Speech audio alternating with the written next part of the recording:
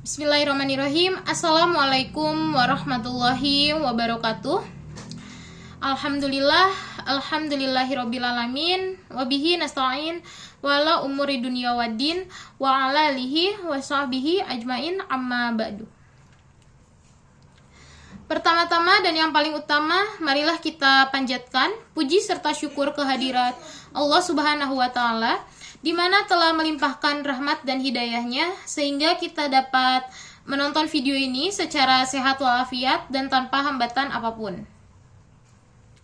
Tak lupa sholawat serta salam kita curahkan kepada junjungan Nabi Agung Muhammad Sallallahu Alaihi Wasallam dan juga keluarga, kerabat, serta umatnya. Yang terhormat Bapak Arif Febrianto MPD selaku dosen pengampu mata kuliah Pendidikan Agama Islam dan juga teman-teman semua yang berbahagia. Perkenalkan, nama saya Nadira Salihan Tanjung, perwakilan dari kelompok 8 yang bertanggung jawab untuk membuat video pengantar materi dari kelompok kami. Adapun anggota dari kelompok 8 yang terdiri dari Ridho Nur Fauzan, Prodi PBI, Farhan Syah, Prodi PVTO, Nadira Salihan Tanjung, Prodi PPKN, Diva Engga Firmansyah, Prodi PPKN, dan Rizky Nahyogi Putra, Prodi PPKN. Baik, tanpa berlama-lama, saya akan memulai membahas materi mengenai kerukunan antar umat beragama. Kerukunan ialah sikap sosial bagaimana kita menerima dan menghargai suatu perbedaan yang muncul di lingkungan sekitar. Kerukunan berasal dari kata rukun. Menurut Kamus Besar Bahasa Indonesia, kata rukun berarti baik dan damai atau hal yang harus dipenuhi untuk melaksanakan suatu pekerjaan. Kata rukun berasal dari bahasa Arab, ruknun, dengan jamaknya arkan, yang berarti dasar, tiang, dan sila. Kerukunan juga diartikan hidup secara bersama, disertai suasana kedamaian dan keharmonisan.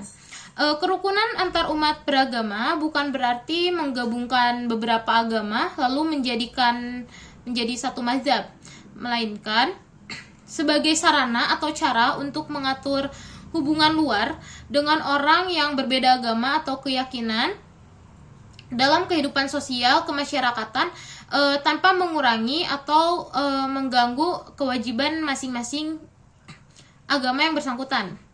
Bersikap toleransi merupakan sikap yang secara otomatis muncul saat sebuah kerukunan di lingkungan masyarakat terbentuk. Toleransi antar umat beragama dapat diartikan kerukunan antar umat beragama.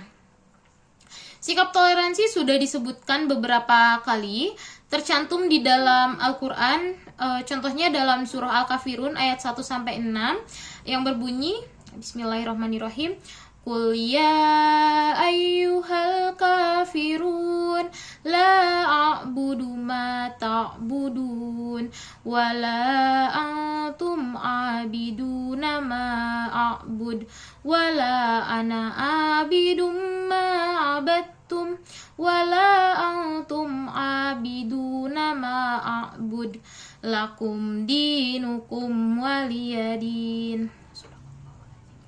Yang artinya, katakanlah Muhammad, wahai orang-orang kafir, aku tidak akan menyembah apa yang kamu sembah, dan kamu bukan penyembah apa yang aku sembah, dan aku tidak pernah menjadi penyembah apa yang kamu sembah,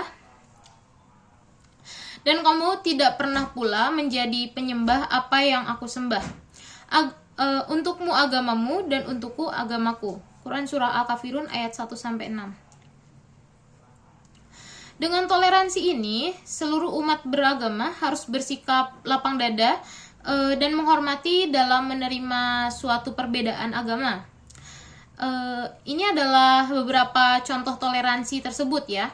Nah, yang pertama itu saling menghormati dan menghargai kebebasan dalam menjalankan ibadah sesuai dengan ketentuan agamanya.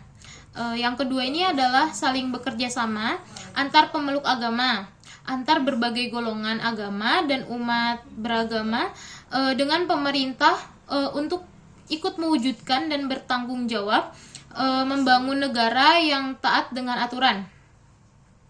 Yang ketiga adalah saling bersikap toleransi dan menghargai dengan tidak memaksa agama kepada orang lain. Saling menerima dan lapang dada dalam menerima pendapat, saran, dan kritikan antar umat beragama. Memahami kerukunan umat beragama tampaknya sangat mudah. Akan tetapi, tidak hanya tercapainya suasana batin yang penuh toleransi, melainkan bagaimana kita bisa saling bekerja sama dalam membangun kehidupan beragama yang harmonis dan damai tanpa gesekan-gesekan. Ada 5 kualitas kerukunan umat beragama yang perlu dikembangkan, yaitu pertama, nilai kereligiusan. Kualitas kerukunan umat beragama harus mempresentasikan sikap religius umatnya. Kerukunan harus berlandaskan kepada pengabdian kepada Tuhan untuk membentuk suasana yang damai. Dengan demikian, kerukunan harus berasal dari nilai kebenaran, kesucian, dan kebaikan dalam rangka mewujudkan kesejahteraan bersama umat beragama.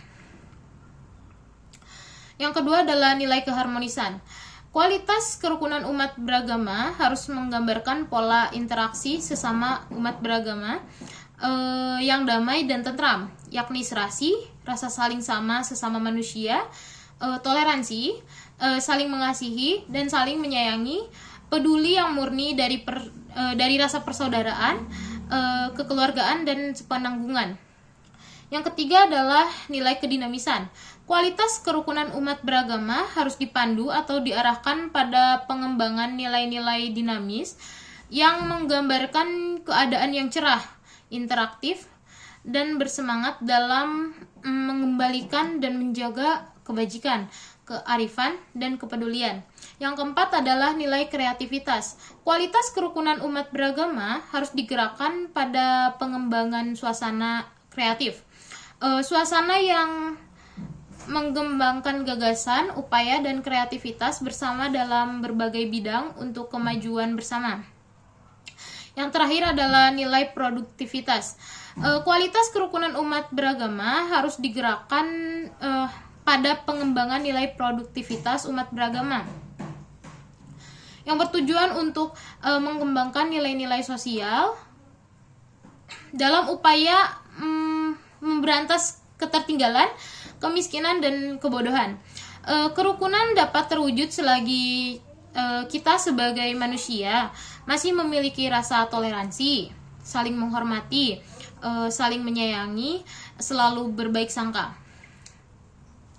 Allah Subhanahu wa Ta'ala mencintai hambanya yang bersikap adil serta kasih sayang sesama umat manusia. Seperti tertulis pada surah Al-Mumtahanah ayat 8 yang berbunyi, A'udzubillahi minasyaitonirrajim, Bismillahirrahmanirrahim. La yanhakumullahu 'anil ladzina lam yuqatilukum fid dini wa lam yukhrijukum min diyarikum antabarruhum wa tuqsitu ilaihim innallaha yuhibbul muqsinin. Yang artinya, Allah tidak melarang kamu untuk berbuat baik dan berlaku adil terhadap orang-orang yang tiada memerangimu karena agama, dan tidak pula mengusir kamu dari negerimu. Sesungguhnya Allah menyukai orang-orang yang berlaku adil. Quran Surah Al-Mumtahanah ayat 8. Kerukunan antar umat beragama dalam kacamata Islam merupakan sikap atau kondisi di mana semua penganut agama yang berbeda saling menghormati kepercayaan masing-masing, rasa tenggang antar agama, dan saling bekerja sama dalam memecahkan masalah. Toleransi merupakan corak identik kerukunan antar umat beragama dengan dasar persaudaraan yang menunjukkan rasa saling memahami, saling membuka diri, dan saling mengerti. Islam merupakan salah satu agama yang menjunjung nilai toleransi dengan agama lain, sehingga umat Islam dapat berhubungan dengan siapa saja tanpa memandang agama dalam kerjasama dan tolong-menolong. Untuk mencapai kesejahteraan umat beragama, kita harus menerapkan sikap tasamuh. Tasamuh memuat tindakan penerimaan dan tuntutan dalam batas-batas tertentu. Dengan kata lain, perilaku tasamuh dalam beragama memiliki pengertian untuk tidak saling melanggar batasan, terutama tidak berkaitan dengan batasan keimanan atau akidah. Konsep toleransi beragama dalam Islam bukanlah membenarkan dan mengakui semua agama dan keyakinan yang ada saat ini itu karena ini merupakan persoalan akidah dan keimanan yang harus dijaga. Yang harus dijaga dengan baik oleh setiap pribadi muslim. Toleransi bukan mengakui semua agama sama, apalagi membenarkan tata cara ibadah umat beragama lain. Tidak ada toleransi dalam hal akidah dan ibadah, karena sesungguhnya bagi orang Islam, agama yang diridhoi di sisi Allah hanyalah Islam. Toleransi hanya dalam urusan muamalah dan kehidupan sosial. Manusia adalah makhluk sosial yang diciptakan berbeda-beda. Perbedaan ini sudah menjadi ketetapan Tuhan. Sunatullah Al-Quran dengan gemblang menjelaskan kenyataan adanya perbedaan dan keragaman dalam masyarakat. Hal ini sesuai dalam surah Al-Hujurat ayat 13 yang berbunyi, Bismillahirrahmanirrahim. Ya ayyuhan nasu inna khalaqnakum min dzakir wa untha wa ja'alna su'uban wa qabaila lita'arafu innakramakum indallahi atqakum innallaha alimun khabir. Yang artinya, wahai manusia, sesungguhnya kami telah menciptakan kamu dari seorang laki-laki dan perempuan. Kemudian kami menjadikan kamu berbangsa-bangsa dan bersuku-suku agar kamu saling mengenal. Sesungguhnya yang paling mulia di antara kamu di sisi Allah adalah orang yang paling bertakwa. Sesungguhnya Allah Maha Mengetahui lagi Maha Teliti. Quran Surah Al-Hujurat ayat 13. Kerukunan bertujuan untuk menjadikan kehidupan penganutnya menjadi lebih bernilai dan bermakna. Menurut kaidah-kaidah tiap agama yang dianut. Jadi, bisa disimpulkan bahwa orang yang tidak memiliki agama dalam hidupnya berarti dia menjalani hidupnya tanpa makna dan nilai. Contoh-contoh tujuan kerukunan antar umat beragama. 1. Menjaga dan memelihara rasa persatuan negara Indonesia yang kita cinta ini dalam proses memperoleh perjuangan mendapatkan kemerdekaan. Tidak hanya dilakukan oleh satu golongan saja, melainkan banyak golongan ikut terlibat dalam mewujudkan negara tercinta kita ini.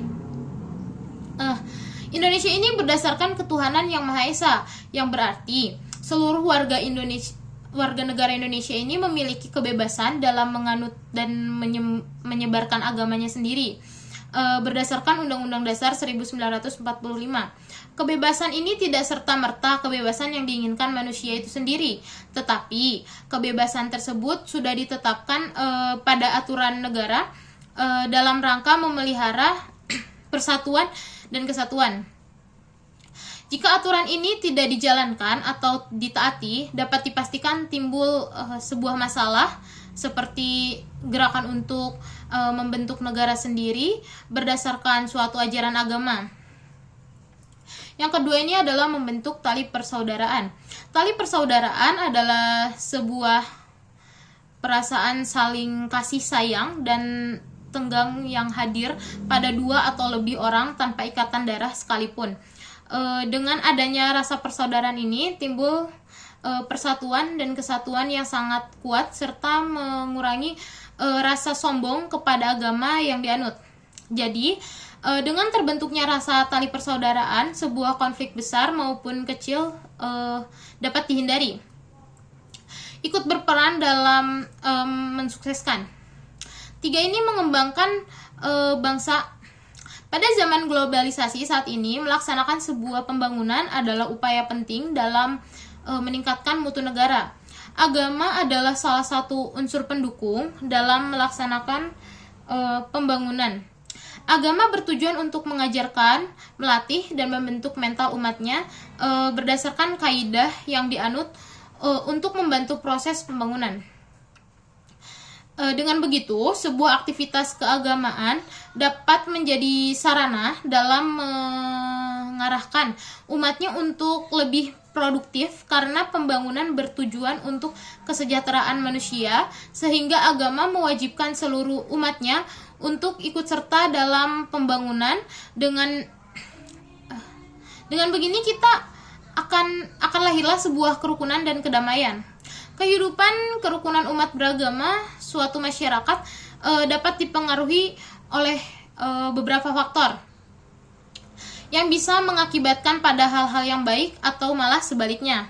Mewujudkan kerukunan umat beragama perlu diperhatikan adanya faktor penghambat dan pendukung. Ini yang sangat mempengaruhi kerukunan umat beragama.